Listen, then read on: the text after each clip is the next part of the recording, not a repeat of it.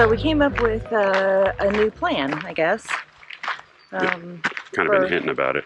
Yeah, we can't name the amount of parts that we lost in the fire. You know, nuts and bolts and all the little special things that go with all the pieces that we took off.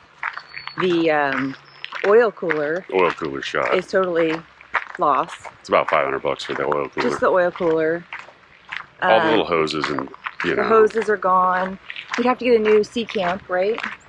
Yeah, the new heat exchanger on the back. The price has gone up like $200 since I bought it for and that was pretty new. Yeah, that was new just a few years ago.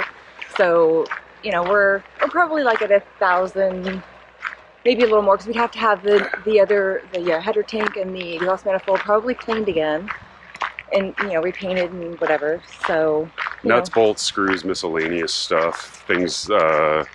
High pressure oil hoses from the transmission cooler and oil cooler. A couple of those got burned up in the fire. So what we're going to do is the pieces that we have for the engine, we're just going to slap them back in place, basically just to get them, you know, out of the way, because they're just taking up all the space in our cockpit and we don't have room to store them in our quarter berth. So we're just going to throw everything kind of back on. It's obviously not going to be connected. The engine's not going to be able to start or run. And we'll just do the best we can with that. And then this spring, hopefully, we can get a new engine. This is not the cost-effective thing to do, because it's going to be 16 times more expensive to get a new engine than it would be just to try to salvage what we could. But I think we would just be more comfortable with a new engine. It's kind of always been in the background, like our engine's old. We don't know how many hours it has. You know, it's 44 years old. You can only guess. Not just the engine, but the gearbox also. That we got an old velvet drive on there that's as old as the engine. And as we were taking the engine apart, it was obvious that nobody had ever overhauled the engine in 44 years. We were the first to take the injectors off. We would have to get those serviced, and you know, it does just add up. It'd probably be about $2,000 or so to get it running again. It was at the point where it's almost like you take the engine out to do a proper job on it. New sleeves, in cylinders, the bottom, clean seal. Everything, rust, clean it all off, repaint it. The oil pan seal. Oil pan seal, rear main seal. Didn't you have to jack that up to do it? Well, I would take the whole engine. At that point, we're getting down to where it's just easier to pull the whole engine out, send it to a shop, have them rebuild it. So instead, we are going to go with a Beta Marine 43.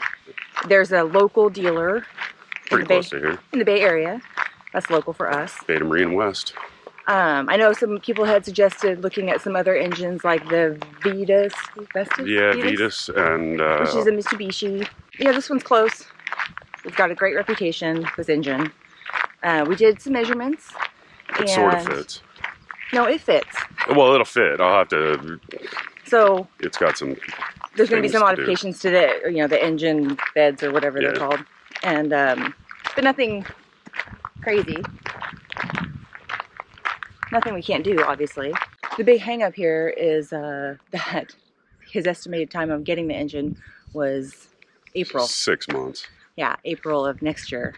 So I guess until then, we're going to try to pull the engine that we have out and try to find a place that'll take it. We have no idea what to do with this old engine. So if anybody has any ideas of who will take an old Perkins.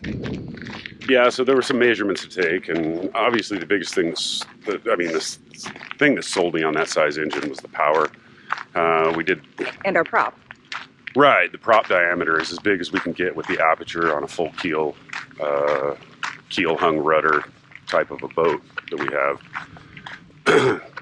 We may need to get it repitched. We may need to pull the thing off, and I'd like to install a feathering prop, but we'll see how much damage this does to our cruising account. The engine bed width, it fits pretty much where we're at right now, but it does look like there's going to be some modifications to the engine bed.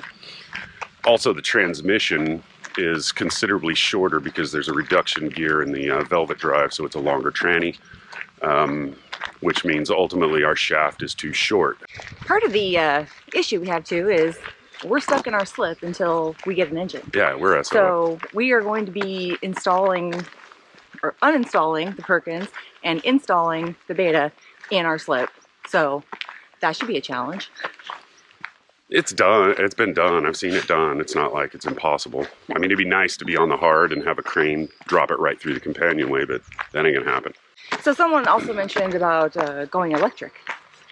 Yeah, electric hybrid. That's just not, one, it's not in our budget. Two, I just don't think it's reliable enough at this point. I'm more than happy to watch other people try it and see how it goes. And if you can get sponsored to do it, like Sailing Uma, that's great, you know, because it's not a huge loss out of their pocket if it doesn't work. And I know they've gone through like 3 different versions at this point. So for us, this, you know, the Beta Marine's going to be it. So yeah, we're not going electric. So what are we going to be doing until then? We have 6 months of what to do. Well, we got some things to do. We lost the staysail in the shed along with our 106 Genoa. I'd like to get a new staysail cut. I want to do a removable inner forestay out of Dyneema for the staysail to hang on. I'm going to have a couple more little sewing projects. So that's all I've got to do. Yeah. We definitely need to do the storage, which I think we've mentioned before. Yeah. In the boat. Organize the under the settees. And right now, I mean, it's great. It's giant storage that, you know, the thing that lifts up, but it's totally unorganized. And we need a way to prop it up a little better. And probably need to cut down that one side that's scratching up the teak. Just sourcing items and things like that we're trying to think ahead on. We did buy a keel cooler for our refrigerator. Oh yeah, we're gonna install that when we haul out. Yeah, but we can't do that until we get a motor, so we can go to the Bay Area to haul the boat out. So exactly. So it sits in a box. The big catch-22 is the propulsion system right there. We're looking at a 12-volt water maker from Cruise RO.